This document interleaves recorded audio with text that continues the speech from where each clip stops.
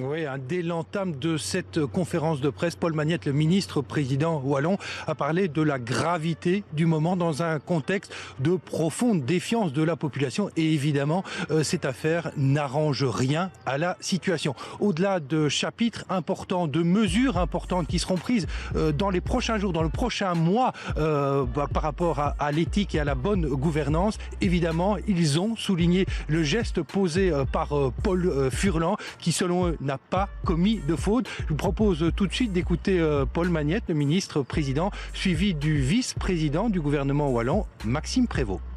Paul Furlan m'a appelé ce matin en me disant qu'il n'avait pas commis de faute personnelle, ce que je pense aussi, mais qu'il sentait bien qu'avec toute cette polémique, aujourd'hui, il n'avait plus le crédit suffisant dans l'opinion publique pour porter des réformes extrêmement importantes. Et donc, il a fait le geste de s'effacer pour que les réformes puissent être menées à bien. C'est un geste politique assez rare de placer l'intérêt général avant son intérêt personnel et je veux le saluer.